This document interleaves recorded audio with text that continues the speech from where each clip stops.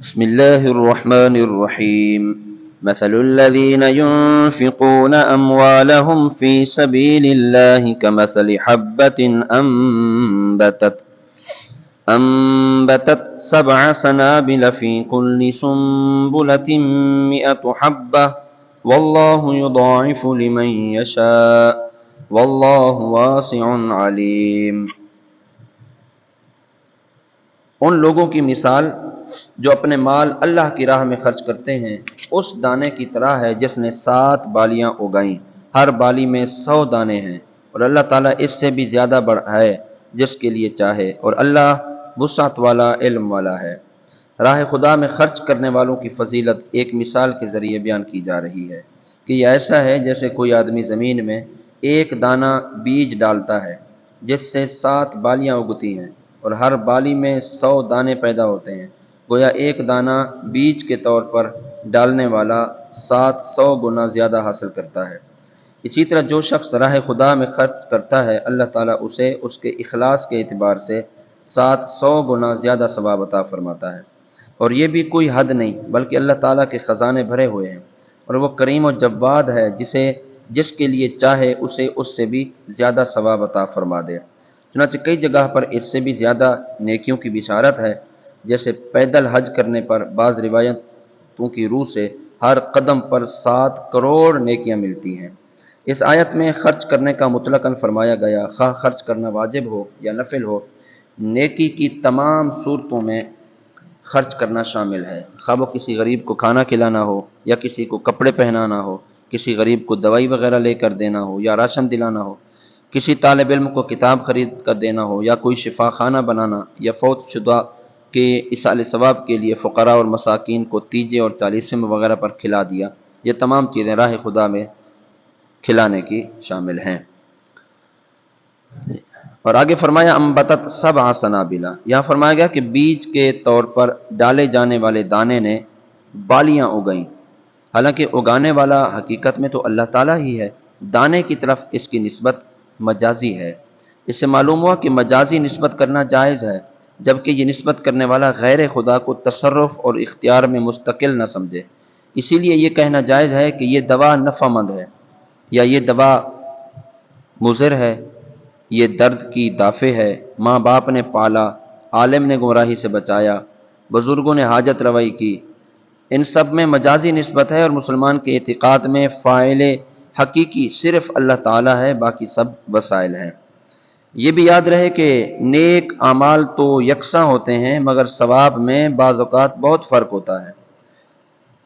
یا تو اس لیے کہ اخلاص اور حسن نیت میں فرق ہوتا ہے، یا حضور اقدس صلی اللہ علیہ وسلم کی نسبت کی وجہ سے تھوڑا عمل زیادہ ثواب کا باعث ہوتا ہے۔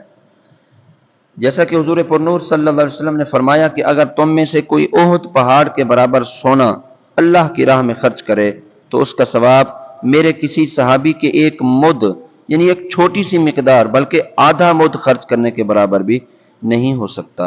تو یہ نسبت کا فرق ہے۔ ان لوگوں کو رسول کریم صلی اللہ علیہ وسلم کی صحبت حاصل تھی،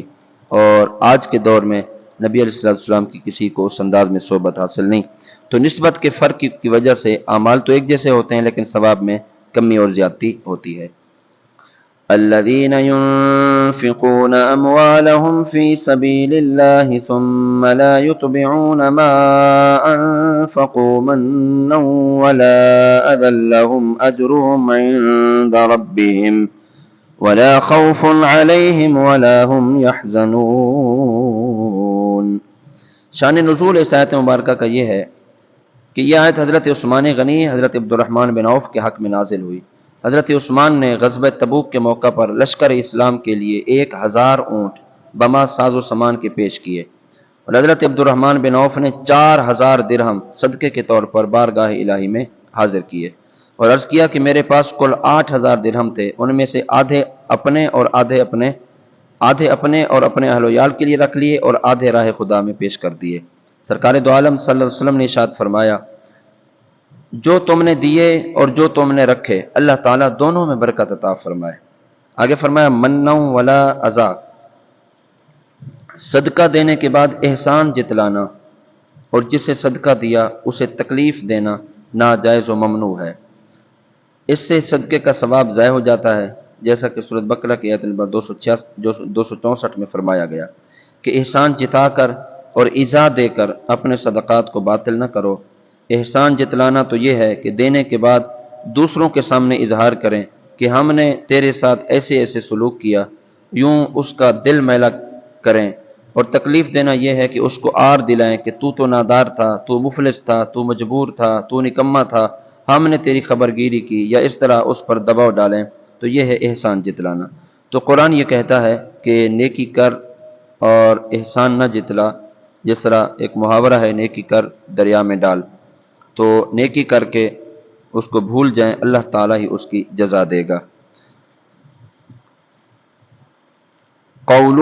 معروف ومغفرة خیر من صدقة يتبعها اذى واللہ غنی حلیم۔ اگر سائل کو کچھ نہ دیا جائے تو اس سے اچھی بات کی جائے اور خوش خلقی کے ساتھ جواب دیا جائے جو اسے ناگوار نہ گزرے، اور اگر وہ سوال میں اصرار کرے یا زبان درازی کرے تو اس سے درگزر کیا جائے۔ سائل کو کچھ نہ دینے کی صورت میں اس سے اچھی بات کہنا اور اس کی زیادتی کو معاف کر دینا اس صدقے سے بہتر ہے جس کے بعد اسے آر دلائی جائے یا احسان جتلایا جائے یا کسی دوسرے طریقے سے اسے تکلیف دی جائے۔ واللہ غنی، آیت کے آخر میں اللہ تعالیٰ کی دو صفات بیان فرمایا وہ بندوں کے صدقات سے بے پرواہ اور گناہگاروں کو جلد سزا نہ دے کر حلم فرمانے والا ہے۔ اس آیت میں بھی ہمیں نصیحت ہے کہ اللہ تعالیٰ غنی اور بے پرواہ ہو کر بھی حلیم ہے کہ بندوں کے گناہوں سے درگزر فرماتا ہے، اور تم تو ثواب کے محتاج ہو، لہذا تم بھی فقراء، مساکین اور اپنے ماتحتوں کی خطاؤں سے درگزر کیا کرو۔ حلم سنت الہیہ اور سنت مصطفیہ ہے۔ سبحان اللہ، کیسے پاکیزہ اخلاق کی کیسی نفیس تعلیم دین اسلام میں دی گئی۔ حضرت ام بجید رضی اللہ تعالیٰ عنہما فرماتی ہیں میں نے بارگاہ مصطفیٰ صلی اللہ علیہ وسلم نے عرض کی یا رسول اللہ، ایک مسکین میرے دروازے پر آ کر کھڑا ہوتا ہے اور میرے پاس اس کو دینے کے لیے کچھ نہیں ہوتا تو میں کیا کروں؟ رسول اللہ صلی اللہ علیہ وسلم نے ارشاد فرمایا اگر تیرے پاس جلے ہوئے کھر کے سوا کچھ نہ ہو تو وہی اسے دے دے۔ حضرت ابو مسعود رضی اللہ تعالیٰ بیان کرتے ہیں کہ وہ اپنے غلام کو مار رہے تھے۔ غلام نے کہا میں اللہ تعالیٰ کی پناہ مانگتا ہوں، اور اسے مارنا شروع کر دیا۔ غلام نے کہا میں اللہ کے رسول کی پناہ مانگتا ہوں، تو انہوں نے اسے چھوڑ دیا۔ نبی علیہ السلام نے ارشاد فرمایا خدا کی قسم اللہ تم پر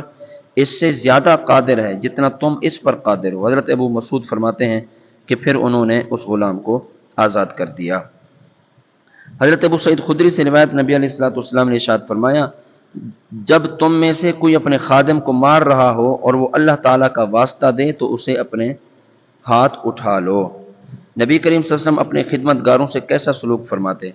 حضرت انس رضی اللہ تعالیٰ عنہ فرماتے ہیں جب تاجدار رسالت مدینہ منورہ میں رونق افروز تھے تو آپ نے کوئی خادم نہیں رکھا تھا، تو میرے ستیلے والد حضرت طلحہ نے میرا ہاتھ پکڑا اور مجھے لے کر حضور کی بارگاہ میں حاضر کیا اور عرض کیا رسول اللہ انس سمجھدار لڑکا ہے، اس لیے یہ آپ کی خدمت گزاری کا شرف حاصل کرے گا۔ حضرت انس فرماتے ہیں میں نے 10 سال تک سفر و حضر میں حضور پرنور صلی اللہ علیہ وسلم کی خدمت کرنے کی سعادت حاصل کی، لیکن جو کام میں نے کیا اس کے بارے میں آپ صلی اللہ علیہ وسلم نے نہ کبھی یہ فرمایا کہ تم نے یہ کام اس طرح کیوں کیا، اور جو کام میں نے نہ کیا اس کے بارے میں آپ صلی اللہ علیہ وسلم نے کبھی یہ نہیں فرمایا کہ تم نے یہ کام اس طرح کیوں نہیں کیا۔ تو یہ نبی علیہ السلام کے اخلاق تھے کہ حضور صلی اللہ علیہ وسلم اپنے ماتحت کے ساتھ کس انداز میں پیش آتے تھے۔ تو اللہ تعالی ہمیں بھی احکام قرآن پر عمل کی توفیق عطا فرمائے اور زیادہ سے زیادہ صدقہ و خیرات کر کے